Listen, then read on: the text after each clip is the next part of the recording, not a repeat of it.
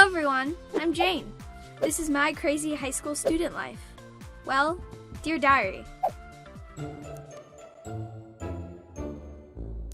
If everything goes wrong in the morning, it is better to burrow deeper into the blanket and pretend to be a plump gopher. This is rule 1. Maybe someday I'll even turn it into a poster. Because this morning, I mixed up my toothpaste with my mom's cream. Then, I stuck a comb in my own eye twice. So it was clear I should expect nothing good today. Such a lousy morning was bound to continue and make a terrible day.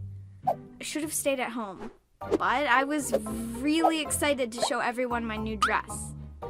Ignoring the difficulties, I got into my sneakers and swallowed my mom's burnt porridge.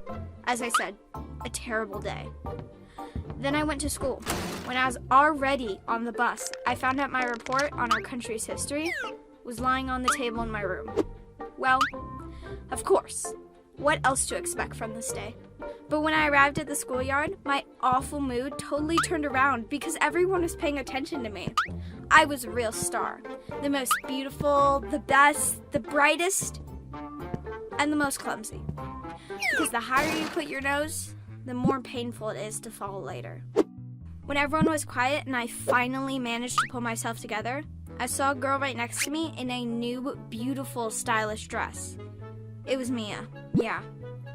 And all I could think of was that her dress fit her perfectly. It looked better than if it was on a mannequin in a store. Better than in a magazine. And 100 times better than on me. The sad music of an epic failure should have started playing. I was so hurt. No, Mia is my best friend, and I know she's great, but why today? I was green with envy. And we stood there, me gritting my teeth filled with my hatred of all living things, and the gorgeous Mia, looking totally put together like always. Suddenly, Ethan appeared nearby. Ethan. Now he's my best friend. That's why I've always loved this guy. He absolutely doesn't care about anything in the world. He had the motto, if I don't see it, it doesn't exist, which sometimes irritates everyone, but at that moment, he really saved me.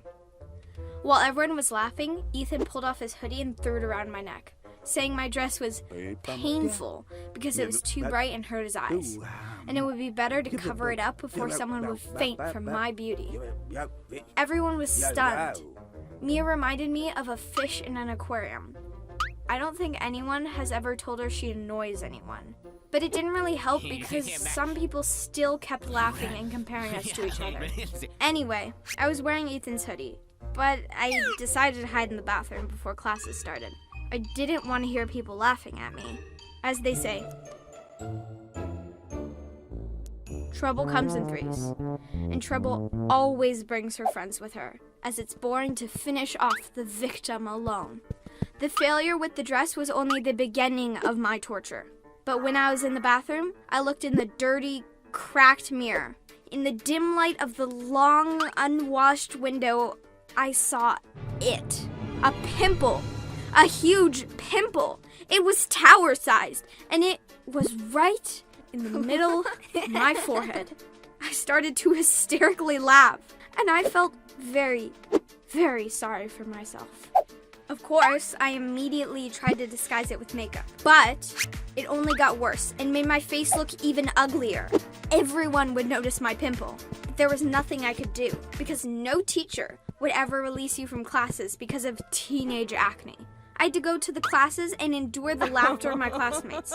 And Mia, my friend, giggled the loudest of all. Meanwhile, she pretended she felt sorry for me. If you look disgusting, a stunning hunk or one of your exes will definitely appear next to you. This is another rule that the universe never breaks. I was so angry.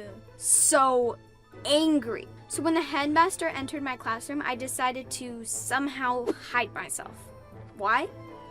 So that he couldn't see my pimple and my dress. But I could tell by the silence of the classroom. I mean, seriously, it's never been so quiet in our class. Something special was going on. So I turned around and saw an angel. I mean it, a real angel.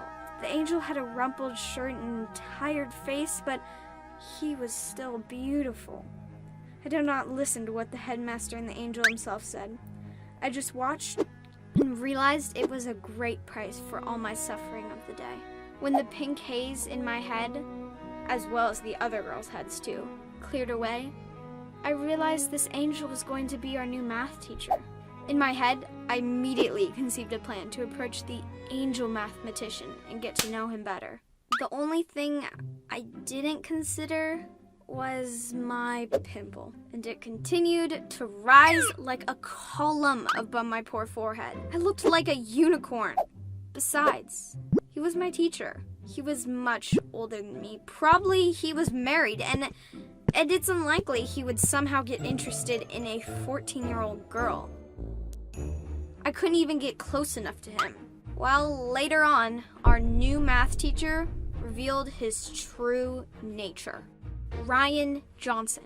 He teaches mathematics and likes to make people suffer in his spare time. On his first day of his new job, this angel gave us a test. The remnants of this pink mist swept out of my head at the speed of sound, because I couldn't remember anything on the test. Nothing at all. I had a clean, beautiful sheet with questions, and there was a tumbleweed moving somewhere in my head. And sometimes a monkey with the drums jumped out. I didn't have anyone to help me and copy the test. I saw the blankness and hopelessness in the faces of Mia, Matthew, Rachel, and everyone. When Ethan reached for his phone, the teacher just threw it out of the classroom along with his things and made an airplane out of his paper. As bad luck would have it, the score for this test was very important to me. My report card was a little lame in grades, and anything below an A would ruin my entire year's work. I was so nervous that I broke my pencil. Just a crack, and it fell in half in my hands. The teacher allowed me to get a new one out of my bag under his supervision, but I wish he hadn't. While I was rummaging through my bag, Mr. Johnson just stood behind me and squinted at my work. And he chuckled, as if I didn't have a single correct answer. It made me feel worse. I shivered, leaned even deeper into my bag. Honestly, I just wanted to hide in it and not stick out anymore.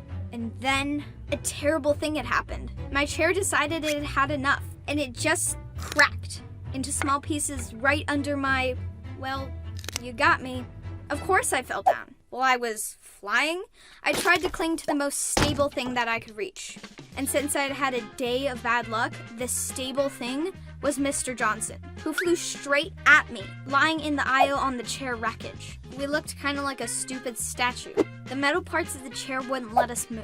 If it wasn't for the terrible shame that was waiting for me, well, I would have thought it was kind of romantic, especially when he said I had to stay after class.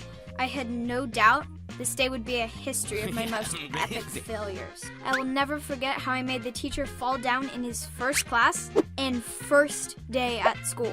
I guess even after my graduation, for another 10 years, everyone from my class will remember my legendary failure and how I broke my chair. Anyway, I just had to run away. I had no choice. I somehow got up, mumbled an apology, grabbed my things, and rushed home, ignoring the test and 3 remaining lessons. I ran down the street, sobbing, thinking I would never go to school again in my life. I wouldn't be able to look my classmates in the eye. I can't do it to anyone. Everyone will laugh at me. At home, I simply locked myself in my room, closed the window, climbed into bed, and prepared to face my old age in this position. But I could hear Susie coming home from school and telling my mom and dad about what had happened to me. It was the most terrible day of my life. I sat on the windowsill, looked out at the street through the curtain, and thought that for the rest of my days, I would stay in this room like a princess in a tower. But there is no prince who will come to save me. Maybe someone will even start the excursion tours to our house. The residence of the main loser of the city. I heard scratching at the door, and my mom came in. She said they came to see me, and she asked me to stop sitting on the windowsill as it may fall down and cost money. Yeah, my mom knows how to give me some support. I really didn't want to see anyone, but Mia, Ethan, Matthew, and Rachel were already pushing their way into the room. All I could think about was that they had come to laugh at me, and I should have locked the door. They are my friends, and they turned out to be real friends. Right from the doorway, they put out some bags with sweets and snacks which were pouring out on my bed. Then the boys turned on the console and we were playing different games and had a lot of fun until it got dark. Then they took me out for a walk, and we never said anything about what happened to me at school. We just laughed, walked, and talked about something else. When we were parting, each of them hugged me and said it was going to be all right. Maybe it wasn't such a terrible day, huh? Dear Diary, there are some days when you shine like a star and you get all the luck in the world. And there are some when you want to lock yourself away from the whole world and never come out. But if you have good friends and people who love you, even your biggest failures may end up well. However, the next day, we got a letter from the school administrator. They demanded payment for the broken chair. But that's another story.